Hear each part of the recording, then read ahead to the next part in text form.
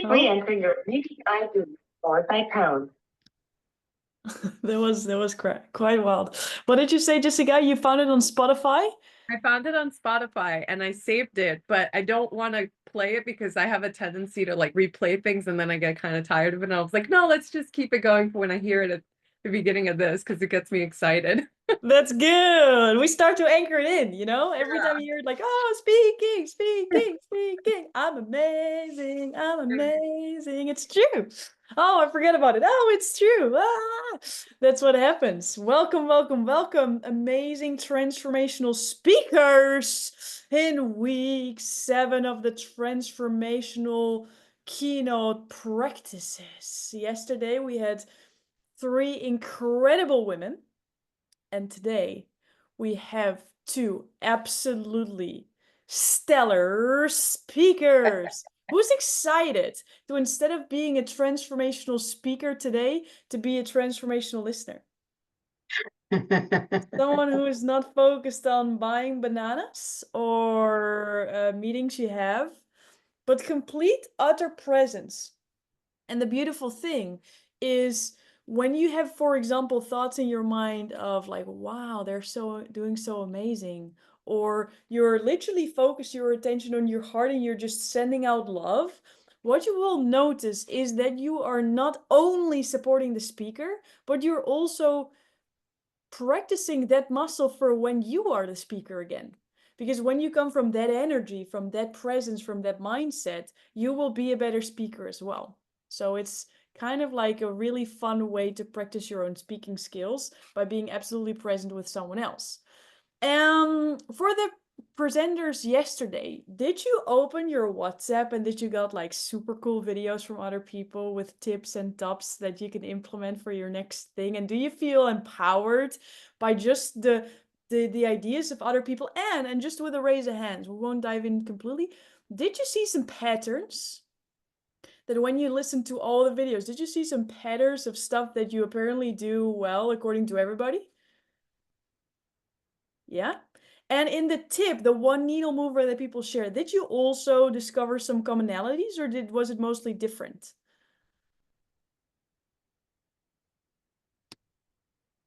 I see a little like this.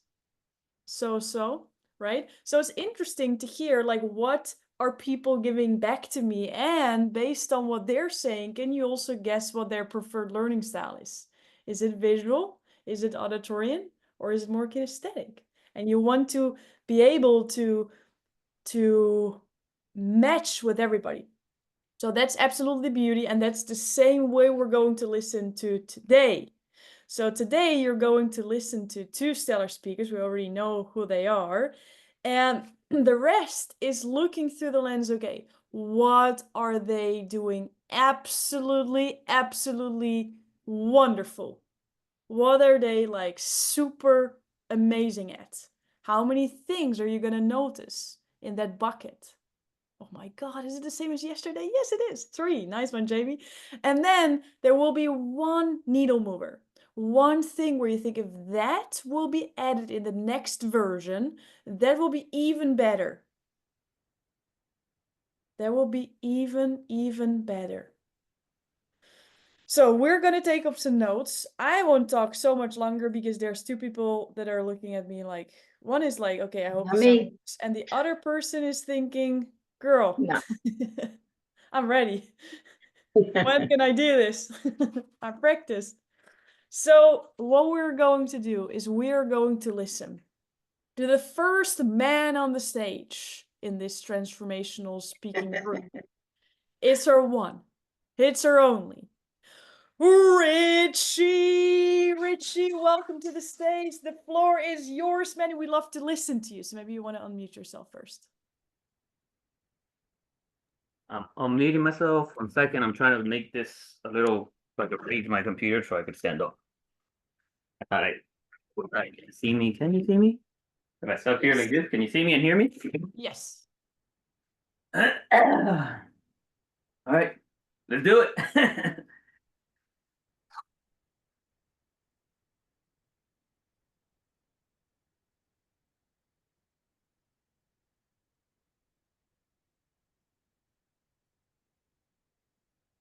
May 3rd, 2001.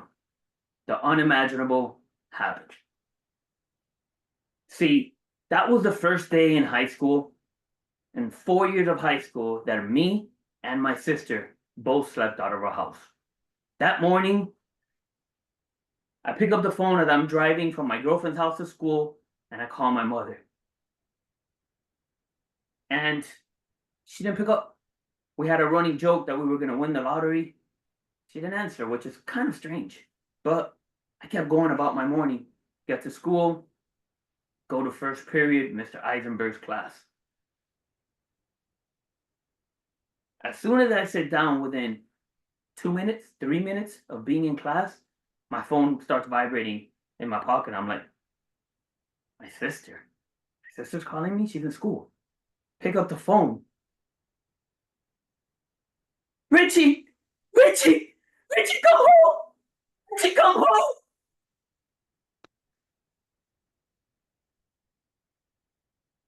So at that moment, something terrible just happened. I ran as fast as I could. I jump out of my desk and I run out of class. I'm running to my car. Eisenberg comes out of class and says, Richie, come back. Richie, come back. I kept going. Get in my car and I drive as fast as I can home. As I walk in through that door, I went in through the side door by the garage. Open the door. First thing I see, my aunt, my maid, my father's cousin, and standing in the kitchen right in front of me is my sister. As I run to her, I hug her as tight as I can, and she's like, Richie, they took Mom and Dad.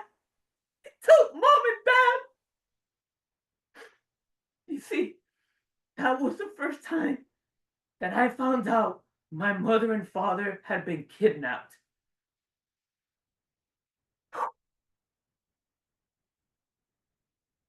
I'm sure some of you right now must be fucking mind blown and be like, wow, is this a movie? Did this really happen to somebody in the US? Yeah, this is my life. And others might be here looking at me and saying, fuck, this is super sad that you went through something like this. Maybe you want to run up and give me a hug, but you're like, what does this have to do with my business? I thought we were here to talk about my business, how I could give more, how I could have a greater impact, how I could increase my revenue streams.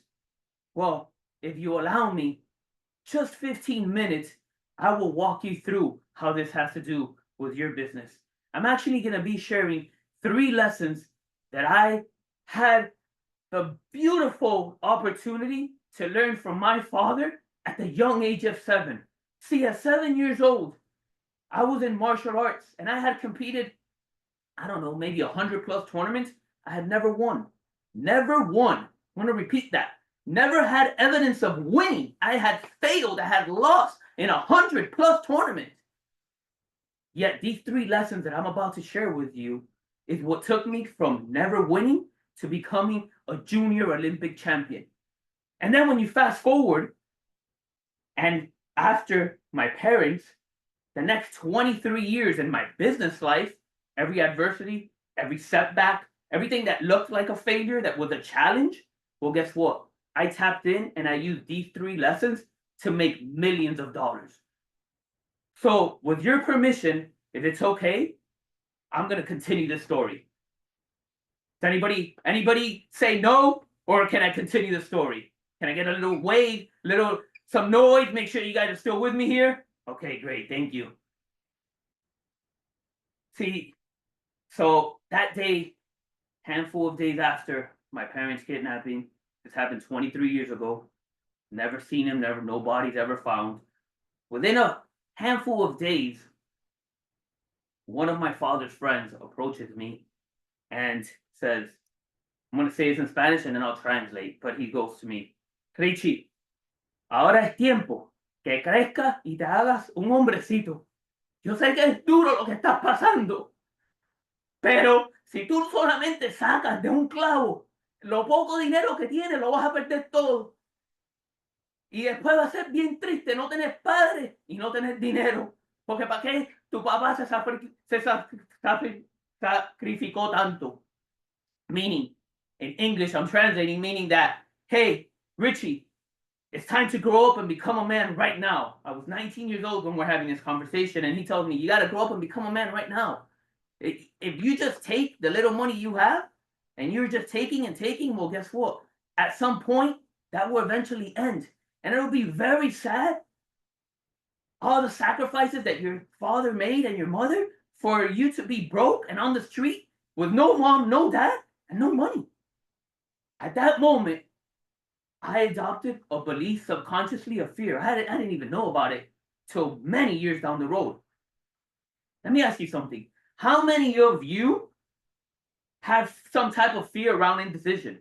Is it in your career? Which choice do I make? Do I continue down my corporate job? Do I go into what my heart's calling me to do and go down this entrepreneurial spirit?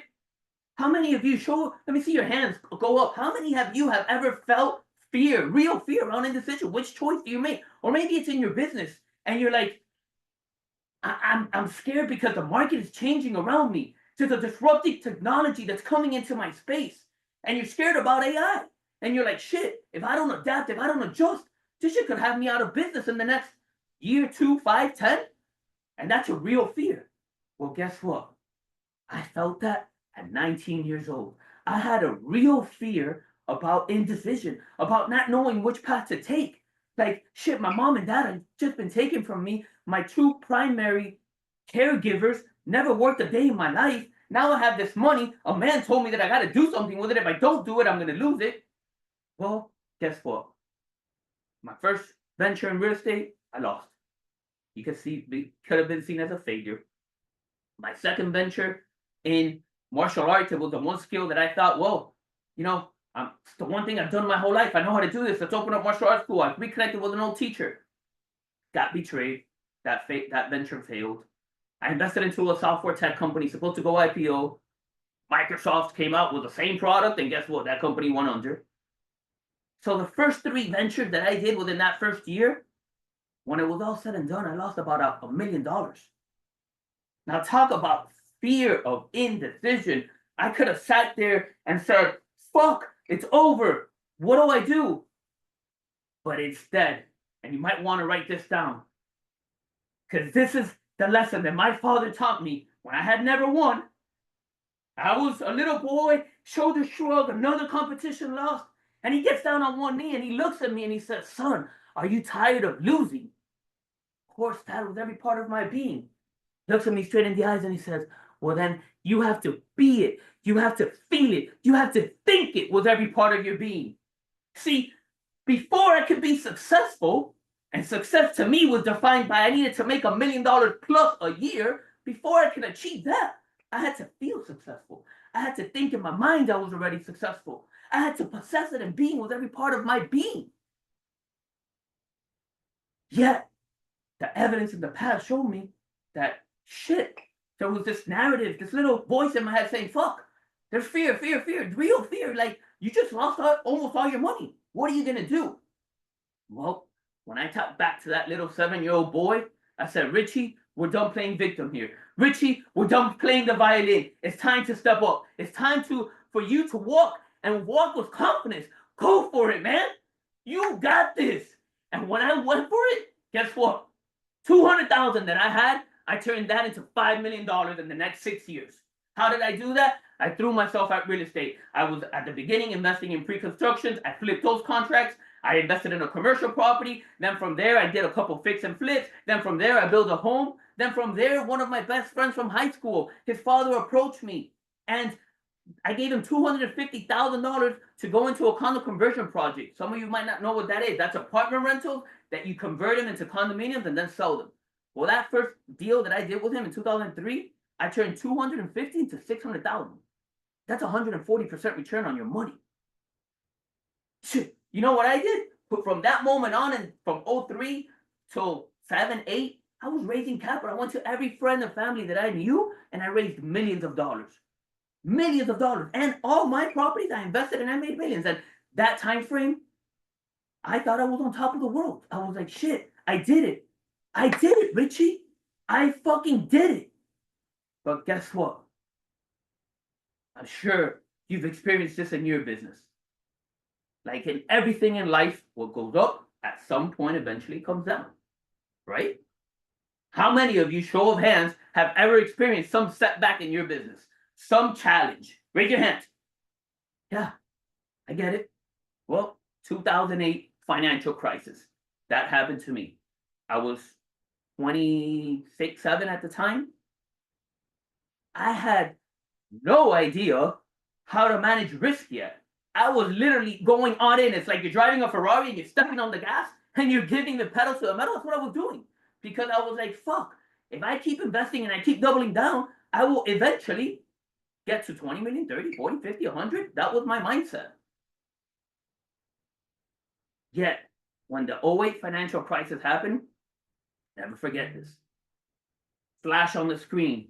Bear Stearns, under. Day or two later, Lehman Brothers, under.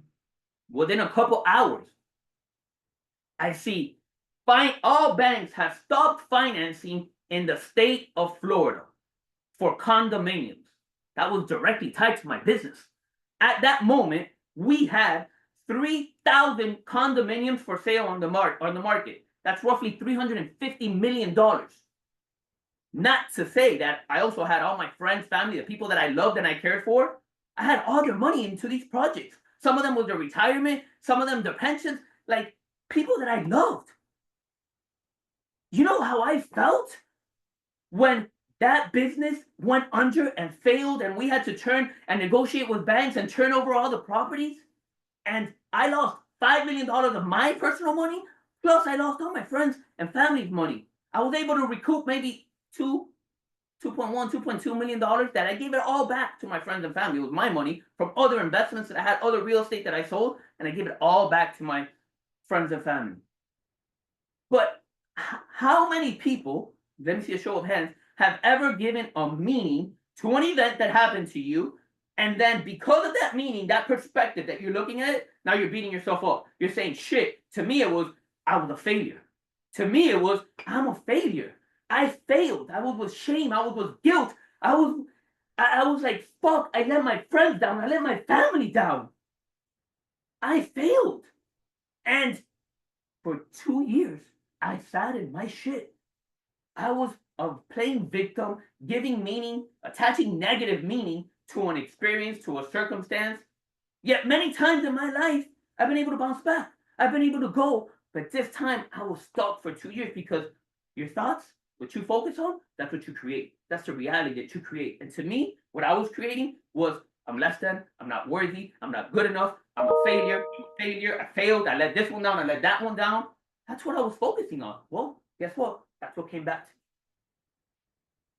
And it wasn't until 2010, get your papers and notes down because you're going to want to write this. I'm about to get to lesson number 2. It wasn't until 2010 that I become a father. My son, RJ, is born, Richard Julian. And just one day at my mother-in-law's house and I'm dead broke, have nothing in my pocket, feeling so fucking worthless. And I'm holding him in my hand, feeding him food. And that little baby boy just staring at my eyes, like with the sense of like, life, you're my father. Same way I used to look at my father. And it was at that moment that I said, Richie, this shit that you're sitting in doesn't serve you. This victim that you've been playing, oh, the market, yo, the banks fucked me, the market shifted on me. Oh, yeah, we could play that. Business is always up and down. You could play, my competitor fucked me. Yeah, maybe they did. Oh, I didn't sign that big deal. So now I blew up my business. Okay, there's another deal if you keep taking a step forward that you could sign that could take you back. Oh, I didn't adapt fast enough to the technology and it disrupted and now we're out. And I had to fire 50 people. Yeah, it sucks, but you could rebuild. See, it took me 2 years. And here's lesson number 2. When my dad got down on that knee and looked at me in my eyes, and he said, Richie, do you want to be a champion? The second part of you got to be it, feel it, think it was, you have to see yourself holding a gold medal. You have to see yourself holding that trophy. You have to see yourself in the competitions, winning, beating everybody. And until you can't see it, until you can't visualize it, you will never have it. And it was at that moment And I started asking myself questions, and I said, Richie, you've been focusing on your failure, you're not good enough. But that's not true. Let me ask you, Richie, what is the belief from this experience that you are making up right now? And then the next question is, well, does that belief serve you? And to me, the answer was no. So now the third question after that is, how can I reframe that belief so that it does serve me? And when I began to do that, well, guess what? Now by reframing it, I could be it, I could feel it, I could think it. And then what did I do? I sat in silence and I began to dream and I began to visualize. And by doing that, I was asking myself questions. Richie, if I was an 18, 19-year-old boy and I was back in high school, none of this ever happened, I would have been just like my friends who went to college right after high school. What was my interest? What would I have wanted to do? And at that moment, it's like, I was like numbers. I wanted to be in finance. Okay. So, Richie, why don't you go to school then?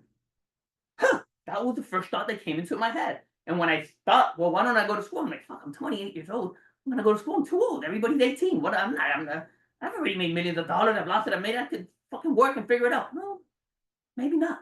Why don't we go back? Let's travel back 10 years and let's redo this and walk into what you want, right? So I began to see and see and see, and now New York comes into my mind, and NYU comes into my mind, and I see myself saying, "Shit, I always wanted to be like, well, fuck, what's his name? Michael Douglas from the original movie of the '80s, Wall Street, right? I was like, fuck, that job looks so exciting, it looks so fun. Having on the phone, buy, sell, oh, I'll give you 100, buy 100. So I was like, fuck, that looks like a cool job. Oh, and by the way, you make a shit ton of money, which is what I like, right? So I'm like, fuck, let's walk into that. And as I dreamed it, guess what? The next 3 years, I moved my family to New York City. No money, broke. I figured it out because we are resourceful human beings. When you tap into being that what you want, when you can see it, what you want, you find the money to make it happen. Day one, I landed there with no money.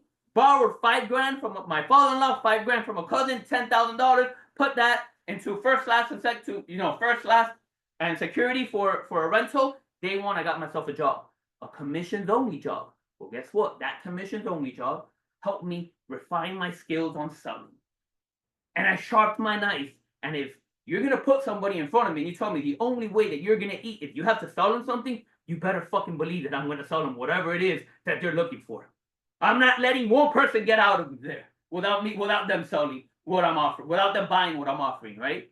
So that 1.5 years, I was going to school. I would work from 6 to about 5, go to school from 6 to 9, graduated at NYU with a degree in economics, a 4-year degree in 3.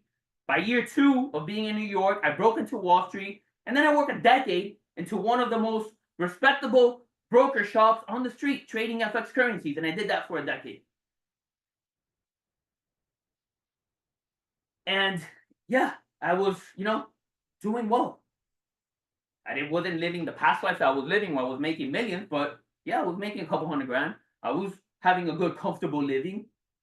But there was something in me that was always like that entrepreneur spirit, the idea that I'm capped somewhere and that there's no room to grow because 10 people have to leave the desk for me to be able to then get to the number that I want, just never really vibed with me. So, right around COVID, I ended up quitting my job at Cantor Fitzgerald, and I went into a tech startup. Now, before I get to lesson number 3, let me ask you, in your personal life or even in your business, raise your hand. How many of you are familiar with self-sabotage? Raise your hand. Who in here, whether personally or in your business, have ever self-sabotaged? See, I know that shit very well too, because I've done that in business and I've done that in my personal life. But I want to talk to you about business because that is what you're interested in, right? How to increase your impact and how to increase your income. Well, we got to become aware of that self-sabotage. And what is it in my business that I am believing that I need to be in control all the time, or that I need to be the one that makes all the decisions in every part of my business? Because when you do that, guess what you do? You create bottlenecks. Or if self-sabotage in your business could also look like you have fear around success. And if you reach a certain number, it gets fucking scary and uncomfortable. And you might retreat from doing the thing you were doing that got you there. And now all of a sudden you see your money going down. Or it might look like avoidance. You know you got to do something, right? Like you know you got to hit the phones and make calls because that's how you're prospecting to bring sales in. But you're scared of it. Because something subconsciously, the narrative that you've told yourself is that you're not good at sales. Which, by the way, that was one of my narratives for fucking 15, 20 years was that I couldn't sell anybody. Yet, I raised millions. And that was still running me subconsciously. So, there's so many ways we could self-sabotage in our business, right? And I want to share the story from when I was in the tech company. As soon as I get into this company, founder, the two main guys, the founder and the head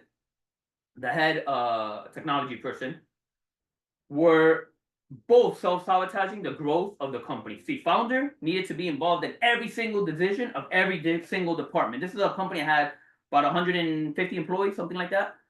And then the tech person was not producing the units that needed to go out into the field because he was a perfectionist. And his work was not good enough to be able to then go out to the market. But the sales team is selling, and we're putting contracts, yet they're never on time. They're delivering. In 5 years, they delivered 5 units. That's a unit a year. How can your business even survive like that? When I came in, first thing that I implemented, and I saw this, was, okay, I came in to run the entire operation of the company. And when I came in, the first thing I implemented was like, okay, well, we're going to divide the production and divide people into teams. We're going to have a leader of each team. There'll be a floor person that runs the entire floor, and the team leader and that floor person reporting to me. And I remember at the very, very beginning, they would come to me and it was always a problem. Richie, oh, problem. Until I stopped them and I said, hey guys, hold on, stop. If I need to be solving every one of your problems, then why are you here? What did I hire you for? Right? Like literally, what are you here for? If I need to do your job, then why are you here? Okay, we're gonna adopt a rule, which is the 1-3-1 rule, which I had learned this years prior. And that rule, what it states is, when you come to me, come with one clearly identified problem. I need 3 solutions that you could think of, and then give me what your recommendation is. And by the end of it, these people were solving their own problems, and then once they implemented it, they would tell me, Richie, here is what I implemented. Here's the implementation. See, so you're gonna want to write this down. The third lesson that I learned from my father, when you're self-sabotaging, the lesson there is you need to surrender and trust the process. For me, when I was in martial arts competing, and how I became a junior Olympic champion is because, yes, I was being it, I was feeling it, I was seeing it, I put in discipline, work ethic, but then I got out of my fucking way, and I just surrendered and trust the process that what I was doing was good enough to move forward, to win, to compete at the highest level.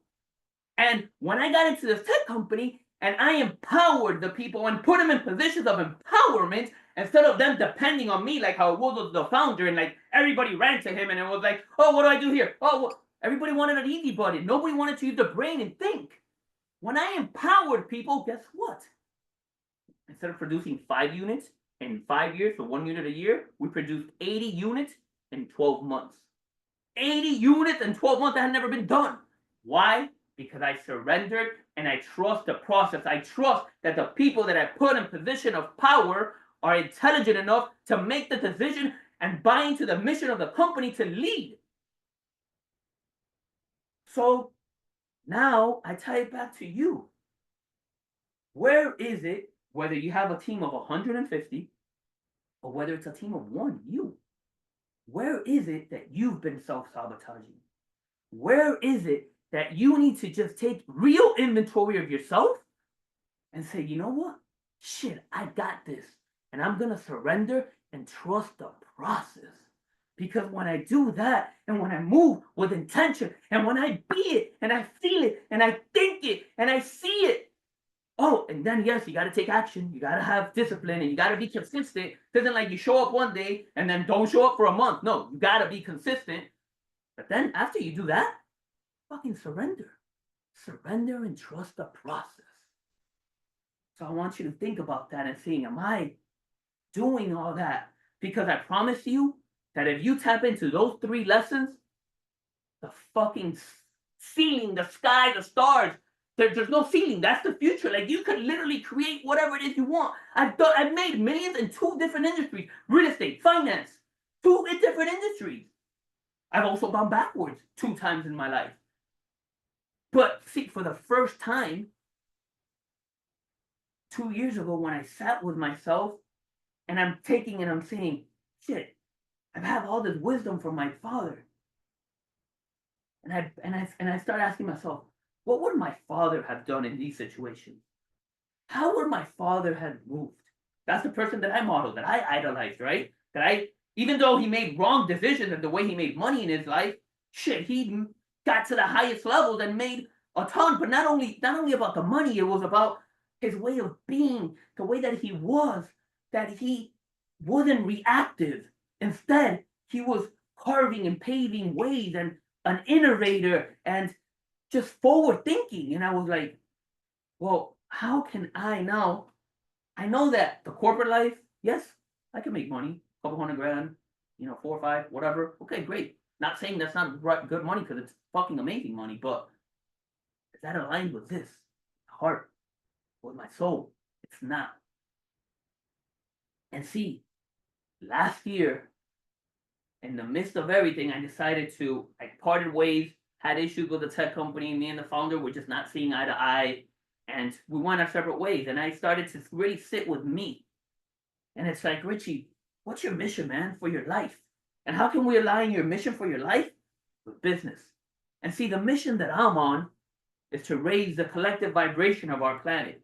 And how do I do that? By helping people just like you drop out of here from fear and drop right here into your heart. And I believe that when you drop into your heart, not only are we accomplishing my mission by raising the collective vibration of this planet, but I also believe when you drop here into your heart, you are leading from a place of love, of empowerment. And from that place, all the abundance that you want in the world, guess what? It magically just comes to you. You don't even have to look for it because it's coming because you're leading with this. And that's what I'm on. So if you're in alignment with this mission of mine, if you see yourself and say, fuck, that's a guy that I want to learn more of, well, then do me a favor. Send me a DM and say the word empowerment. Let's get on a phone call and chat and see how I can help you get your mind right so that you can scale your business and get all the abundance that you so desperately want.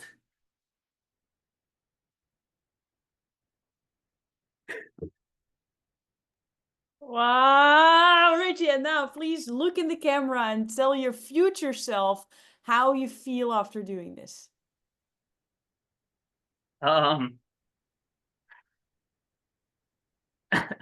Fucking amazing. Yeah, I was fuck, I'm just a bit emotional right now because it's like a high right now of just a lot of emotions. Yeah, I'm fucking super proud of myself. One, I think I fucking rocked it. I know that I could get on any stage and kill it. Like I just know it. Yeah, and I know that this is literally the beginning. So I'm excited. Wow. Who feels that is absolutely true? Who felt incredibly transformed by just being here, listening to Richie? Who really took notes and you're like, wow, that's epic. I'm gonna DM you the word empowerment, whatever that means. Who thought that by Richie speaking in Spanish, it really, really added something to the speech, even though you might not understand Spanish, and I know some of you do. Richie, you were absolutely freaking phenomenal, and you're gonna get a lot of videos in your personal WhatsApp with amazing compliments. And there will be needle movers with as well. And I know that's what you love as well, growing every single time. But this is your moment to really feel it. You freaking rocked it, man. That was incredible. Incredible. Absolutely. Yeah, it's 2 days ago, I couldn't even give a speech in front of you, right? Like I was fumbling, I wasn't there, I was in my head, I was fucking scared. Danny Danger, whatever the fuck his name is. yeah, so I'm proud that I was able to silence all the monkeys and just give it my all. What was the difference? What was the needle mover for you? I think I thrive under pressure. Like the more pressure I put on myself, the better I perform. And like to me, it's like I think of the Eminem song, like this is, you got one chance, one opportunity. One chance, one opportunity. You better fucking step up. That's it. And that's how I look at every opportunity. I got one chance because you never know when that one chance turns into me standing on a stage next to Tony Robbins, right? Like, who knows? So it's one fucking chance.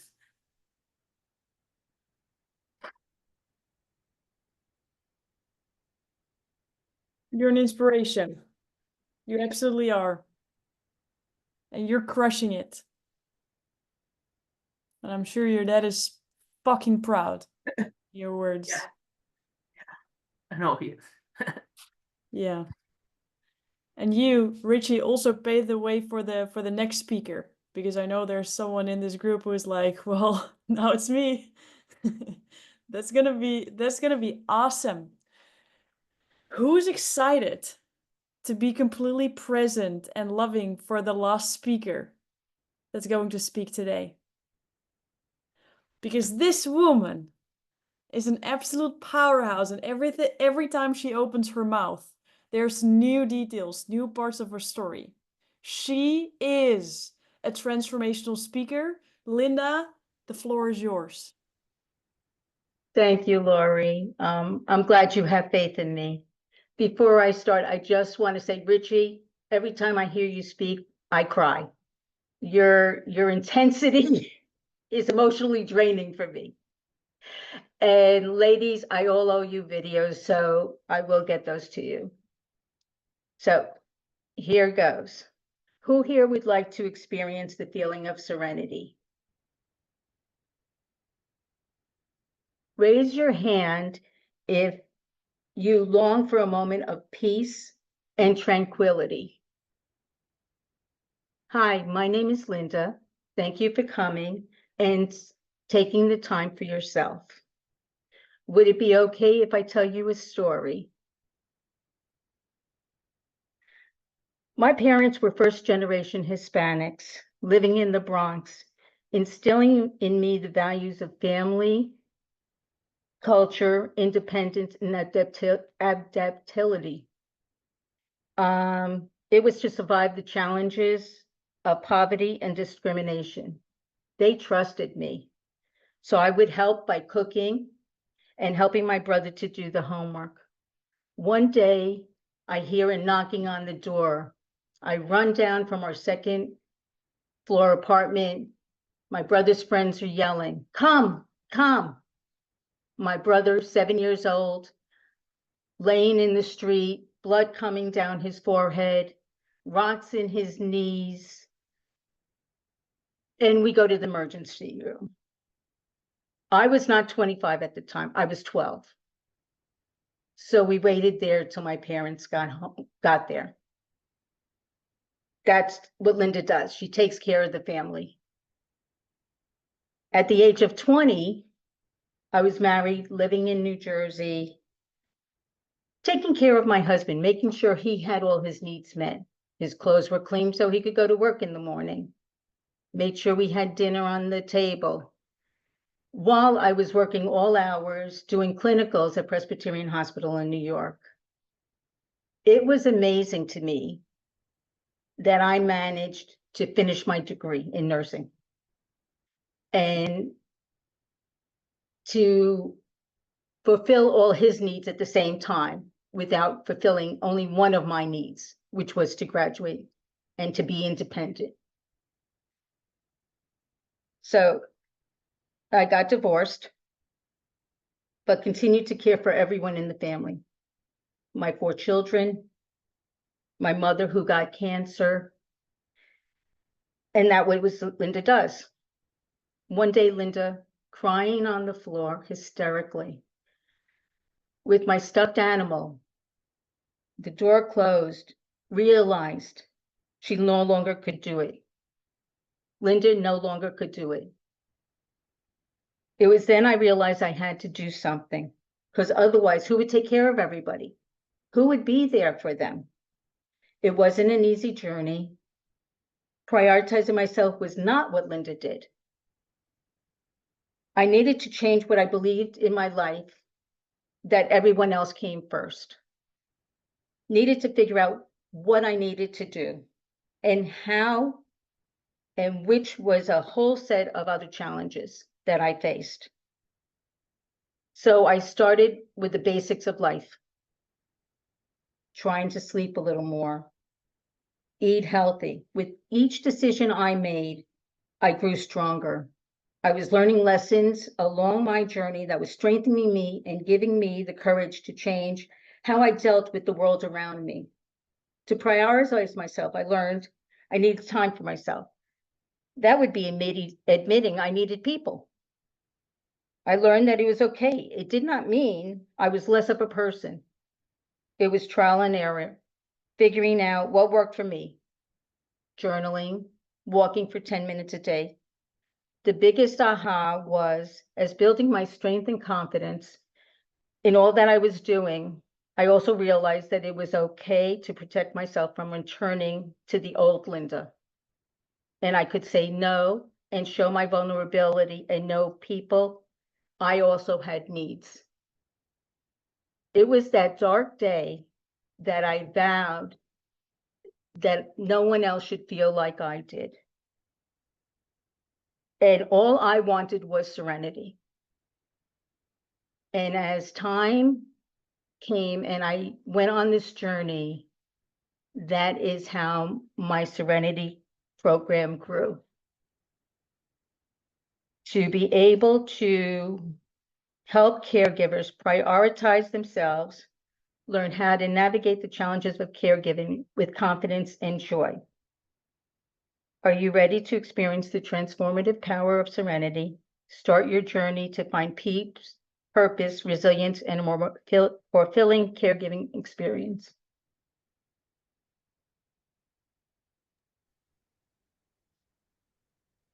Thanks, guys. Woohoo!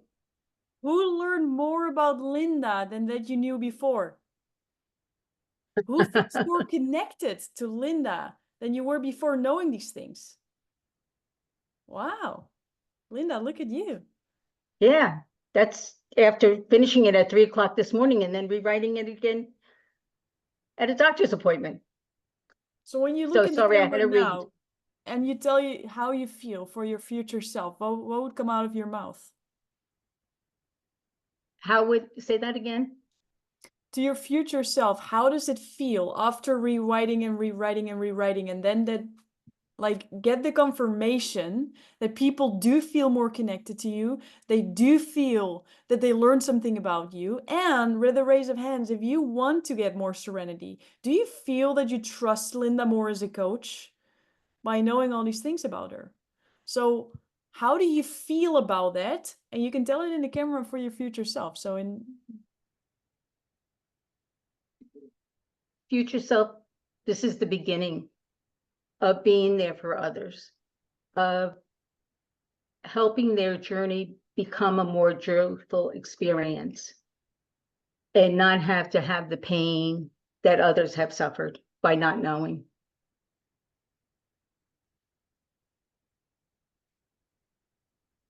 That's so beautiful. That's so beautiful. You know what I love the most, Linda, when you shared I think it was yesterday, where you said, I know better what I'm selling by going through my story. And this is for every single one of you, right? Now you all practiced it out loud. Who feels better doing this out loud once, knowing that you've done it before the group, knowing that everybody heard the story, and now you get more feedback and now you can get to the next level, but you've already did it out loud. Who feels so much better after doing that? Right? You might have texted me, I don't feel ready. And now, Linda, all the backstories come out and maybe you can relate, like who rewrote it, like right before. I can tell you, you might are going to do that again. And you I don't believe have it. to as well. But I told you the story. people rewrite their whole entire thing the day before when they're on Thursday because of Wednesday. Or in your case, you're all invited to the bonus session October 29th on Tuesday, which is another bonus. You're also invited to share it with someone. So DM me the person you would love to invite. This is not a free event. There's no free invitations. You have the opportunity to bring someone that you think would really benefit from this trajectory as well. I already got a message from Linda and Richie. Both of your invitations already got the information. But Jamie, Nilsa, and Jessica know that this is what you get, and this is where you are invited on Tuesday, and you can bring someone. So make sure that you use that opportunity because it's pretty damn cool. That is the moment that you're having new insights. You're meeting new people, and you might think, oh, wait, if I include this piece, it will be a little different. And then know that whatever Danny Danger, whatever Consistent Chris, or Consistent Christina, or Lazy Larry, or Lazy Larissa is gonna say to you, is part of the process. And the Transformational Speaking Academy was never about creating an origin story. You've never heard that out of my mouth. But you will have a story that will be the origin of the next level transformation and will always be continuing to develop. So whenever you will have a moment where someone asks you, who would love to share a win? Or who has an aha moment or breakthrough, then what do? One of the public speaking graduates, she was in a Tony Robbins event, she got highlighted for a question. Why? What did she do? When someone asked her, who has a question? Instead of asking, do I? She asks, which one? I already raised my hand. And I'm going to tell you, she was not doing that at the beginning. She will tell you herself. She was not the type of person who would say, you know, pick me. She was the last one. She would be the one who's not even on camera in a Zoom room. And yet she was there in front of 10,000s of people. You're that person now. You know, Linda, that you can rewrite a speech at the doctor's appointment and still own it. Look at everybody here. Richie, you know that when you put on the pressure, you will perform no matter what. Jamie, you know that you do this live in front of a stage, and then even though you have to pick up your husband, you're just nailing it before. Nilsa, you know your own trajectory. Look at your speech from last time, and now look at week 7 of this time. The progress that you're making is incredible, and Jessica, the way you opened up, the way you keep opening up, sharing your story, not only here, if I'm not mistaken, in week 3, in front of random people that you did not know, you're willing to be so openly vulnerable that you changed people in that room. And they're still carrying that with them, whether they say it out loud or not. That's the power of stories. That's the power of speaking as an entrepreneur, as an expert, as a coach, as a change maker. That's the power of the 3 C's. Because people want to be like you. People want to learn from you. So when we do know that you speak Spanish, when we do know that you had a fluffy dog, that's what we want to know. That's what makes you more you. That's what makes you more human, and people love to learn from people. Next week, you're going to do the exact talk or another one, as you wish, live in front of the group. And we're not going to do that in Zoom. We're going to do that in StreamYard. Now, is it okay if I take the next 5 minutes to step by step walk you through how that's going to work so you know exactly what you need to do? Cool. I will share my screen because this is what you already have access to, and this is what in your own time you can also go through step by step. If you go to your replay portal, you don't go to the replays, but you go to the resources, okay? Then all the way down, it says everything for your graduation. Now, put it in the chat. What do you think is back there? What is the information after behind the title, everything about your graduation? What do you think? It's a really tough one. What do you think? It's everything for your graduation. I know. Oh my God. Yes. Who would have thought, right? I put a video of a little bit of how this is going to look. So this is me introducing someone else. So you can look like, oh, this is the feel of stuff. You will have the link of the place where you can walk yourself through, like, how does this platform work? How is this all going to be happening? And on the side right here, you see this little download button. Can we have a thumbs up if you see this little download button? If you click there, you see a PDF, and that PDF you can download. And then when you download it, you will see this.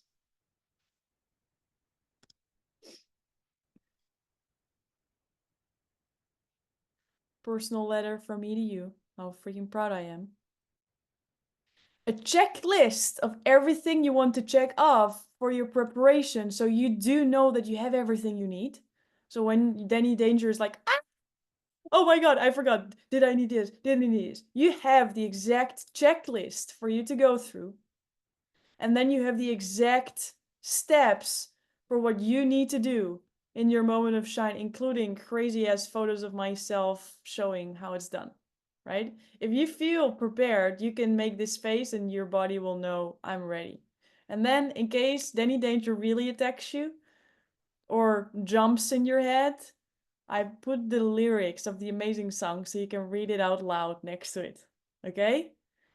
So you've got all the different pieces to help you with the tech, and you want to click on the link that you're going to get there as well, and they will be sent in the WhatsApp group as well, so you can literally click on it, go there, see what it's like. You can type in your name, you can test it all out. And in case you want to verify, you can always ask us in the WhatsApp group. And the beautiful thing, Nilsa already went through this as a speaker. So she knows what you're going to feel like. So maybe Nilsa, you can, in the WhatsApp group, even like record a video sharing your experience so people can learn from that as well. Cool? All right. Now, before we finish this lesson, I want to announce the official lineup of next week. Who's excited to know the official lineup? We can all unmute. I would love a drum roll, okay? The official lineup of the public speaking transformational journey of Linda, Richie, Jamie, Niels, and Jessica is as follows. Wednesday in week 8, the first speaker who's going to start with a transformational story is a woman. Is a woman that currently has something on her head. Is it a microphone? Is it a headphone? Or is it a head? It's a head! Nilsa, you are the first speaker of this Public Speaking Academy graduation week! Big round of applause for Nilsa! The second speaker of the first day of the transformational speaking trajectory is, again, a woman. And this woman also has something on her head. It's a headphone. It's Jamie. Jamie, the second person on day 1, is going to show what that transformation is going to look like, feel like, be like. And then the last person on day 1 is currently not looking at the camera, but now she turned her head. Jessica, it's you.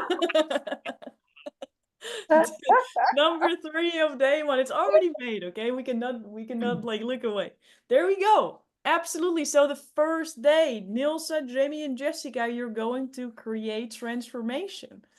Now, looking at the room, who still did not hear his or her name? I'm curious.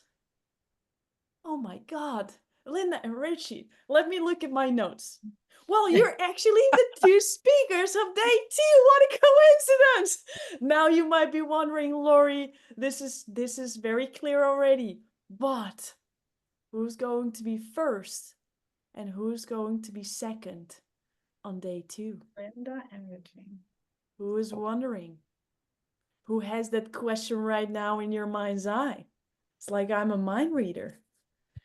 I can tell you that the first speaker of day 2 is someone who's nodding her head and ready to write her name down, because she knows that she will be the first speaker of day 2, which is Linda, and the last speaker, Richie, you will be the second speaker of day 2. Ladies and gentlemen, we had the full lineup of this curriculum of the Public Speaking Academy. Who's excited to rock and roll next week?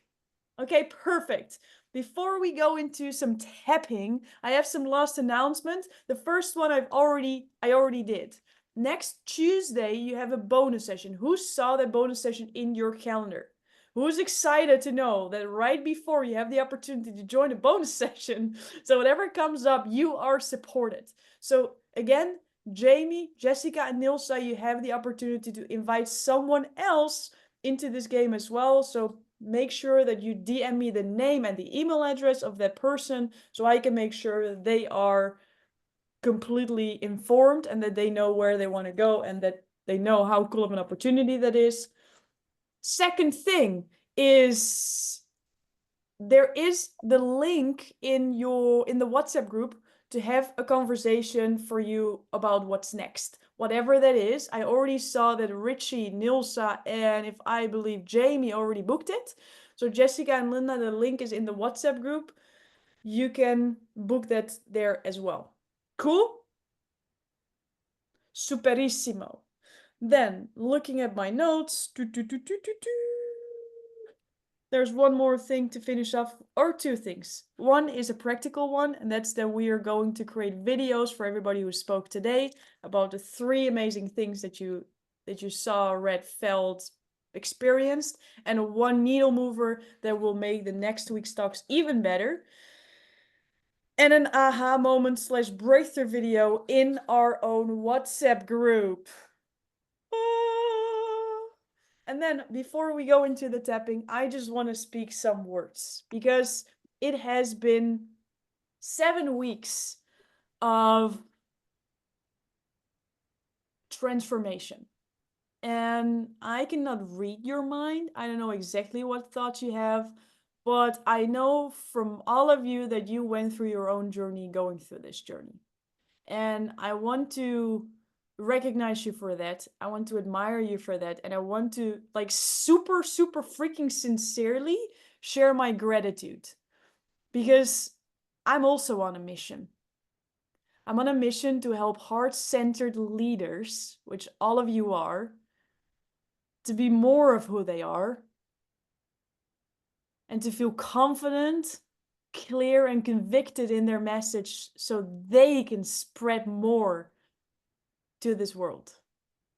And by you being so present, by playing full out, by letting me guide you through this process, you did not only fill my heart, but you're also going to fill so many more hearts by actually doing it. And I cannot be more proud of all of that. Like, sincerely, beautiful, beautiful, beautiful, beautiful, beautiful human beings. And every single time I hear you speak, I learn something more about you, which makes you even more beautiful, like truly. And next week it's all going to happen. I want you to know that you know it, you are it, and I have complete trust in every single one of you. And I don't blow smoke your ass because I know Jamie would ask me like, you say this to everyone? It's like, no, I don't. I actually don't. I say it when I mean it. And I mean it for every single one of you. You are transformational speakers and you're gonna rock and roll next week. I'm super proud of you and I hope you are that of yourself. And without further ado, let's step some stuff out. The last Danny Danger squirrels. Monica, the floor is yours. Thank you. Thank you. Guys, you were awesome. All right. Remember Richie said he sat in his own shit for 2.5 years? And if you remember what he said, because I'm looking at my notes, Richie, you changed your belief, and what belief did you make up? And whenever there's a big shitty gift, which these things are, what's always coming out the big shitty gift is a whole lot of gold. So what I want to tap in, we're going to do our love. We're going to send love to each other. And if you notice, when Richie started speaking, I started doing this because this is what you do as a transformational speaker and a transformational listener, is that you are there holding space for yourself and for the speaker and for the audience that's there. You have that kind of impact, and just allowing yourself to receive the love, receive the feedback, receive the compliments you're going to get and the needle movers you're going to get. Just allowing that whatever lessons came up for today, whatever emotions you felt for today, being able to just say, thank you. I received the lessons. I received the love. I give the love back. And then tapping on the side of your hand, even though I may have sat in some shit for a while, even though I may have told myself some shit and some stories, I'm okay. I'll be okay. Even though I don't necessarily have the belief that I'm ready, maybe there's more to learn and maybe there's more to go. But what if it's possible that we have a new belief now? And this moving to the collarbone, where we have the feelings of fear, these older fears.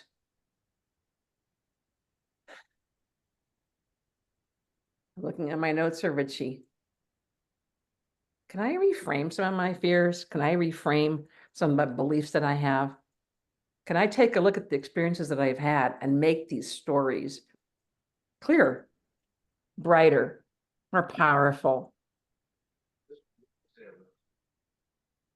And if I take Lori's primary goal for teaching this class, which is the goal of all of us as transformational speakers, is, can I make a difference?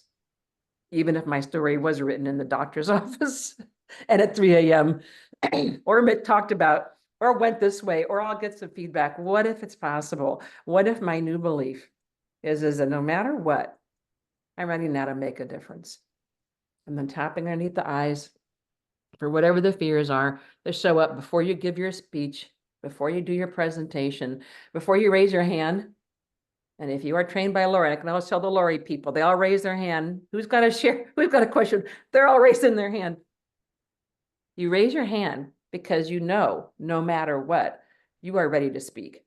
You know how to tell a story. You know how to be vulnerable. You know how to ask questions. You know how to think on your feet. And you know that when you do raise your hand, you do make a difference. And then tapping on your heart. Just allowing for what it is that you came here for, to keep growing, to keep manifesting.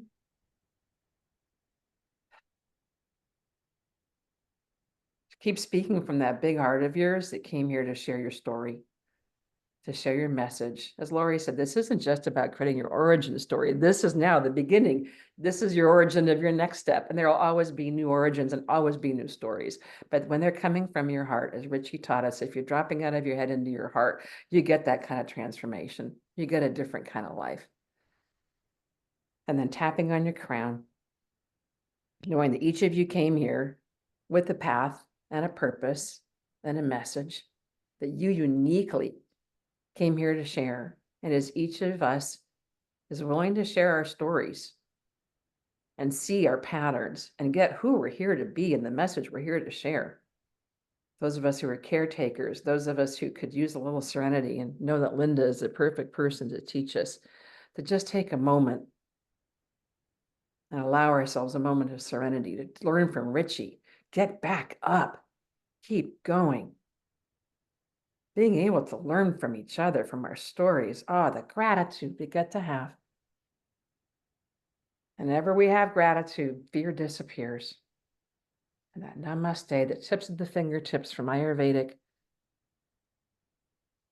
is just knowing that we have this amazing opportunity to share our story, to be that pebble in the pond, and to know that, as Lori said, be more of who you are. be confident. And we all know we're here to make a difference. And thank you. I get to be a part of your journey. I get to hear your stories. I get to be so moved and touched by you. Thank you, Lori, for letting me be a regular part of your classes, and be able to hold space for these amazing people and storytellers and these amazing difference makers. I'm sending it back to you.